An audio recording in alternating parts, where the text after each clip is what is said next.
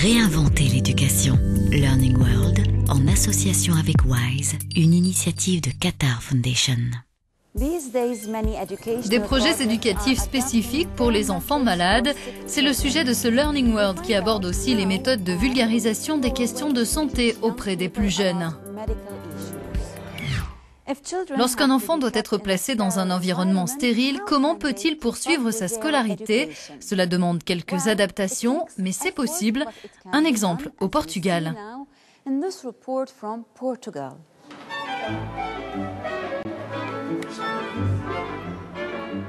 À un âge où ils ne devraient penser qu'à jouer et à aller à l'école, certains enfants mènent le plus grave des combats, ils luttent contre le cancer. Dans cette unité de l'Institut portugais d'oncologie de Porto, si le traitement médical est la priorité, on ne met pas l'éducation de côté. Tout est fait pour que l'enseignement ne soit pas interrompu. En général, on se base sur le divertissement pour enseigner le contenu des programmes. On propose plusieurs activités, comme la musique, le théâtre, l'expression artistique, des livres à lire, où on raconte des histoires.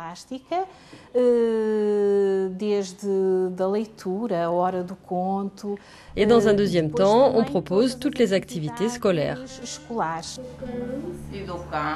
L'Institut compte 4 professeurs issus du public, 2 de maternelle, 1 de primaire et 1 de secondaire.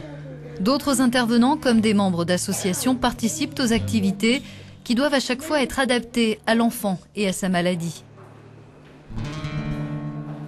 Passage obligé pour Philomena avant de se rendre dans une chambre stérile, désinfection des mains, mais aussi de tout le matériel nécessaire pour le cours. Elle doit aussi enfiler une tenue spécifique.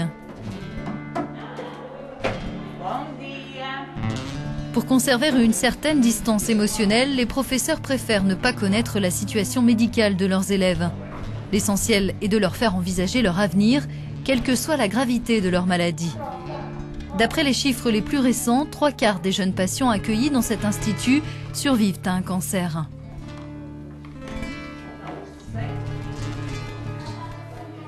Je voudrais devenir pédiatre pour m'occuper d'enfants.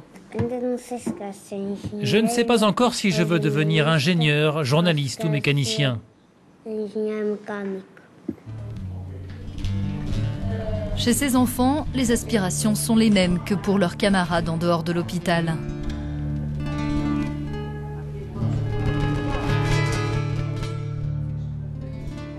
Nadine, elle, poursuit sa scolarité via Skype. À partir du collège, grâce à Internet, les patients sont connectés à leur classe habituelle ou suivent des cours particuliers avec leur enseignant. L'adolescente ne voit aucune différence avec les cours classiques. Non, c'est la même chose parce qu'en classe, les professeurs nous donnent aussi des consignes, mais ensuite on fait les exercices tout seul.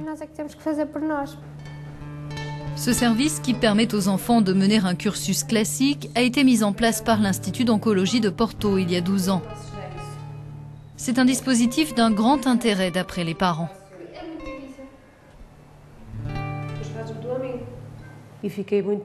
J'ai été très heureuse de voir que grâce à ce dispositif, la scolarité de ma fille ne serait pas perturbée.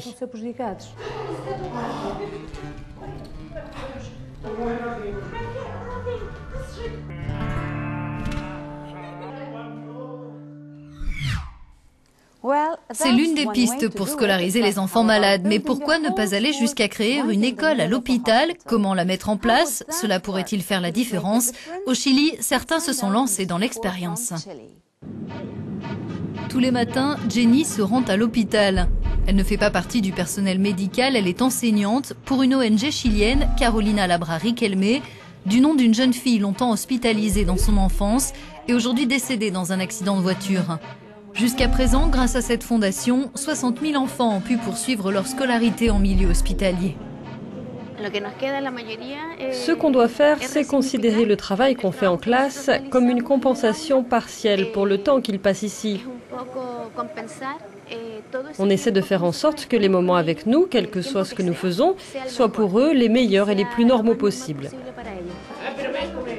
Cette ONG gère déjà 12 écoles à l'hôpital au Chili. Elle compte en ouvrir 3 autres l'an prochain. L'école m'a aidé à être plus à l'aise, à être capable de me concentrer davantage, de tirer le meilleur parti des choses, de comprendre mieux. Certains patients ont particulièrement marqué la mère de Carolina qui a créé cette fondation, notamment une fillette atteinte de paralysie cérébrale. Elle faisait des progrès incroyables. La seule chose qu'elle voulait, c'était apprendre, s'exercer. Elle a appris à lire, à dire quelques mots, et le plus important, elle a réussi à participer au cours. C'était quelque chose que ni elle ni sa mère n'auraient imaginé possible. Enseigner à des enfants qui souffrent est loin d'être évident pour les professeurs. L'une d'entre elles confie avoir pour premier objectif de redonner le sourire à ses élèves. L'école à l'hôpital ne vise pas seulement à atteindre des objectifs, mettre en place un enseignement ou obtenir des résultats pédagogiques. Elle a aussi pour but de proposer tout simplement une forme de distraction en milieu hospitalier. La fondation Carolina Labra-Riquelme, qui enseigne à 1 millier de jeunes patients chaque année, milite pour l'instauration au Chili d'un droit à l'éducation pour les enfants hospitalisés.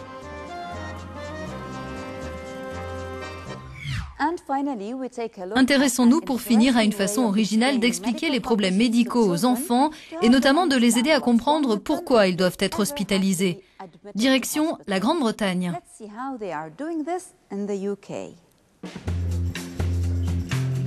Choc anaphylactique, thalassémie, en médecine, les noms barbares sont légion. Pour les faire entrer dans le quotidien des jeunes malades, 2 médecins ont misé sur la bande dessinée. Ils ont inventé 5 super-héros colorés. Leur mission, aider les enfants à comprendre les problèmes de santé. On a recours à des super-héros, les Medikids, une équipe de 5 super-héros qui se trouve sur Mediland, une planète en forme de corps humain, quelque part dans l'espace. On utilise ces personnages comme vecteurs pour intéresser les enfants. C'est comme ça qu'on peut leur apprendre des choses. Donc, ce qu'on fait, c'est permettre à l'enfant de comprendre. Quand on lui dit par exemple qu'il a un diabète de type 1, ou à quoi sert le pancréas. Cette maison d'édition a publié 60 titres différents et vendu 2,5 millions de BD dans 50 pays. Elles sont traduites dans 30 langues. Le contenu est rédigé par des médecins et revu par des consultants, mais aussi par de jeunes lecteurs. On aborde de nombreux sujets différents, des questions compliquées, ce qu'est le cancer, le diabète ou des affections vraiment rares comme celle dont je m'occupe, à savoir l'hémophilie chez les jeunes garçons. Dans chaque spécialité, des médecins ont vérifié l'histoire avec l'équipe de Medikids. Chi, Pump, Skinderella, Axon et Gastro embarquent le lecteur sur Mediland au fil du diagnostic, des examens et des traitements. C'est une bande dessinée, mais c'est réel. J'apprends sur ma propre maladie. Mon préféré, c'est Pump, parce que c'est le personnage principal. Il montre tout, par exemple le fonctionnement des globules rouges.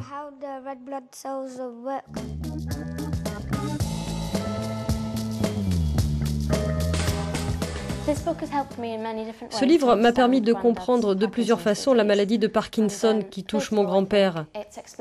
Je pense qu'il explique clairement les symptômes. Comme ça, on peut comprendre ce qui se passe et on a aussi des conseils pour savoir comment aider papy.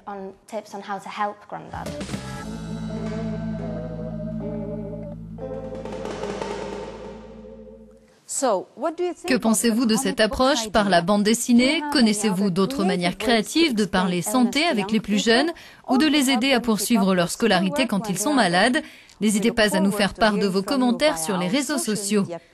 À bientôt. Learning World, en association avec WISE, une initiative de Qatar Foundation.